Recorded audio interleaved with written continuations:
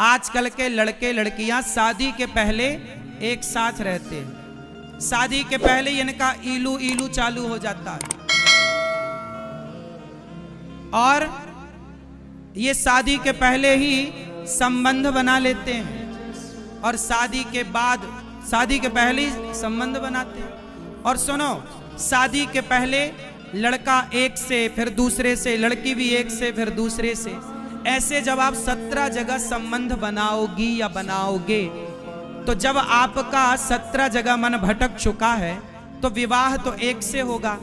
तो फिर विवाह एक से होगा तो एक में तुम टिक ही ना पाओगे।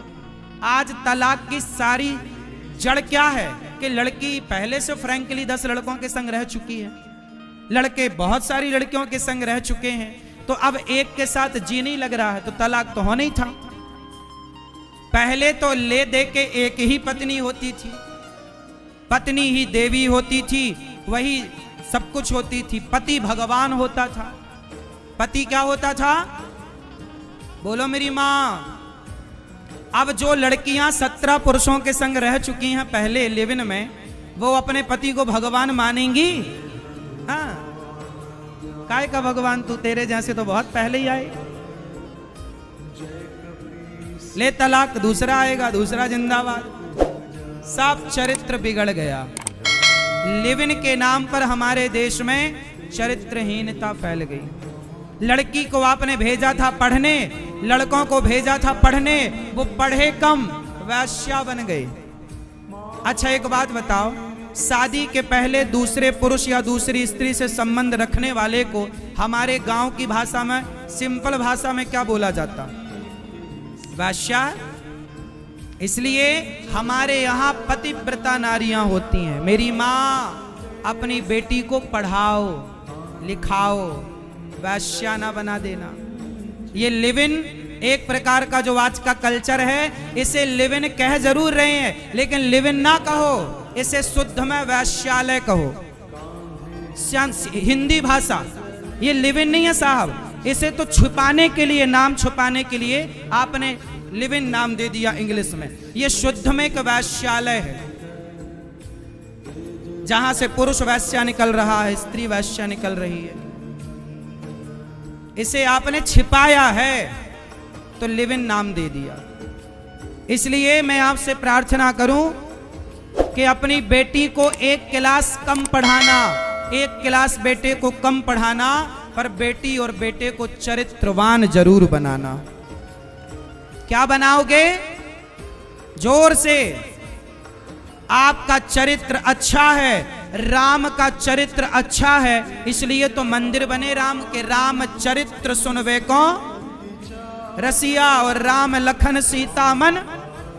राम के चरित्र की पूजा होती है और रावण के पुतले नहीं, रावण के चरित्र के पुतले जलाए जाते हैं। पुतले किसके जलाए जाते हैं? रावण के। क्या रावण व्यक्ति बुरा है या उसका चरित्र बुरा है?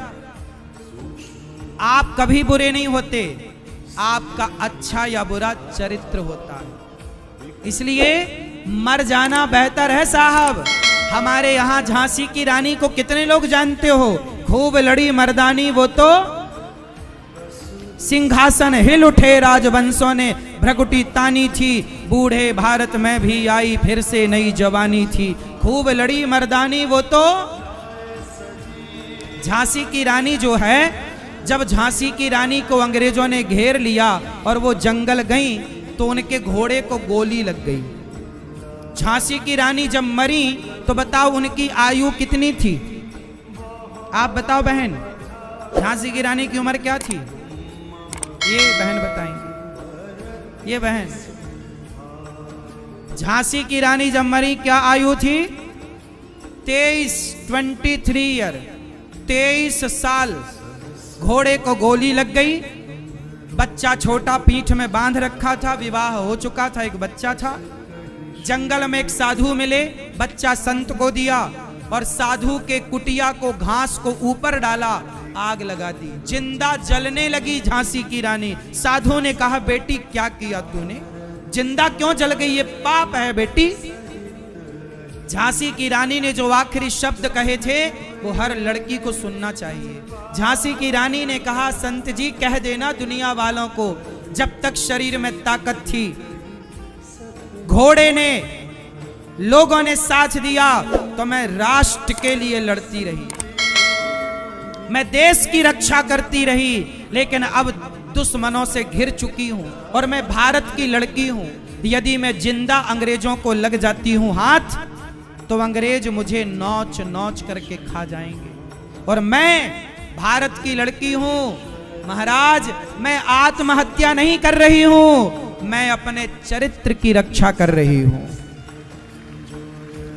ये मेरे चरित्र की रक्षा है। मर गई वो लड़की, पर अपने चरित्र पर दाग ना लगने दे। ये चरित्र होता है, ये थोड़ी कि तुम जानकर दूसरों लड़कों के सामने परोसती हो अपने आप को, आओ हमारा शोषण करो। आजकल जानबूझ करके बहुत सारी लड़कियां, मैं सबको नहीं कह रहा हूं, सबको एक तराजू में नहीं रख रहा हूं, पर अधिक मात्रा में अब समाज में ऐसे लोग हैं, जानकर परोसा जा रहा है कि आओ हम तैयार हैं आपके लिए। इससे बड़ी चरित्रहीनता क्या होगी मेरी मां?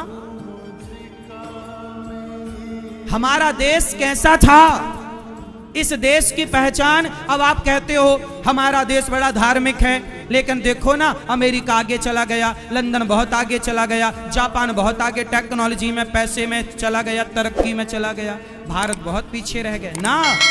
भारत कभी किसी से पीछे था ही नहीं। बात टेक्नोलॉजी की करो तो अमेरिका आगे है, बात पैसे की करो तो अमेरिका आगे है, लेकिन बात चरित्र की करोगे ना तो भारत ही आगे है। और हमारे देश में पैसे वाले को बड़ा नहीं माना जाता, हमारे देश में चरित्र वाले को बड़ा माना जाता है। पैसे वाले को बड़ा माना जाता तो रावण के मंदिर बनाए जाते, चरित्र वाले को बड़ा माना गया, इसलिए घास की झोपड़ी में रहने वाले राम के मंदिर बनाए गए। मैया किसको बड़ा मानती हो आप, पैसे वाला या चरित्र वाला? जोर से हाँ। इसलिए मेरी मां, हमारा देश सबसे बड़ा है, सबसे विकसित है। वो विकास कैसा? अपने चरित्र को गवा के विकास किया तो क्या किया? अमेरिका में विधवा स्त्रियां नहीं होती, भारत में विधवा स्त्रियां होती हैं। क्यों? हमारे यहां पति मर जाए तो उसकी विधवा रहकर जिंदगी गुजार देती हैं, पर पराये मर्द की तरफ आंख उठाकर नहीं देखती। ऐसी स्त्रियां सिकंदराबाद में हजारों मिल जाएंगी और पूरे भारत में लाखों की संख्या में मिल जाएंगी ऐसी स्त्रियां। आपकी मौसी, आपकी बुआ, आपकी दादी, आपकी नानी, जवानी में बहुत सारी स्त्रियां विधवा हो जाती हैं, सारी जिंदगी उसकी विधवा रहकर गुजारती हैं और उसके चरित्र पर एक दाग नहीं लगता। ऐसी स्त्रियां इस देश में है या नहीं? हाँ या ना? जोर से। लेकिन अमेरिका में एक भी विधवा स्त्रियां नहीं मिलेंगी। क्यों? क्योंकि वहां पति मर जाए तो दूसरा जिंदाबाद, दूसरा मर जाए तीसरा जिंदाबाद, तीसरा मर जाए चौथा जिंदाबाद। वहां तो गर्लफ्रेंड बॉयफ्रेंड का सिस्टम है ना। 80 साल में पति मर जाए तो 80 साल का बुढ़ा बॉयफ्रेंड ढूंढ के ले आती हैं। ये वहां का कल्चर है। आप हंस रहे हैं इन बातों पर, वहां है। बोलो हाँ कि ना? अब बताओ, उनका चरित्र और हमारा चरित्र में जमीन आसमान का अंतर है? जोर से तो बताओ, चरित्र से कौन बड़ा है? भारत माता की। हमारी चरित्र की बराबरी, हमारे चरित्र की बराबरी, हमारे देश के चरित्र की बराबरी, हमारे देश की बहन बेटी माता पिता के चरित्र की बराबरी दुनिया में कोई कभी कर ही नहीं सकता। टेक्नोलॉजी अलग विषय है, पैसा अलग। पैसा तो वैश्या के पास भी खूब होता है, तो क्या वैश्या को बड़ा मान लेंगे? हमारे यहाँ तो कथा किसकी है? सती सावित्री की। सती सावित्री अपने पति को यमराज के मुंह से वापस ले आई ना। फिर हमारे यहां सतियों की कथा है। पतिव्रता अनुसुईया मां के द्वार पर ब्रह्मा विष्णु आए, बोले माता हम तुम्हारी भिक्षा लेना चाहते हैं, दे दो। माता ले आई, फल फूल ले लो बाबा। बोले नहीं, ऐसे नहीं लूंगी, पहले अपने सारे कपड़े उतारो। माता अनुसुईया को कहा ब्रह्मा विष्णु महेश साधु बनकर आए, बोले आप अपने कपड़े उतार दो, हम भिक्षा लेंगी। माता अनुसुईया समझ गई कि मैं पतिव्रता हूं और पतिव्रता नारी किसी और पुरुष के सामने निर्वस्त्र खड़ी हो जाए, ये पातिव्रत धर्म को नष्ट करना है।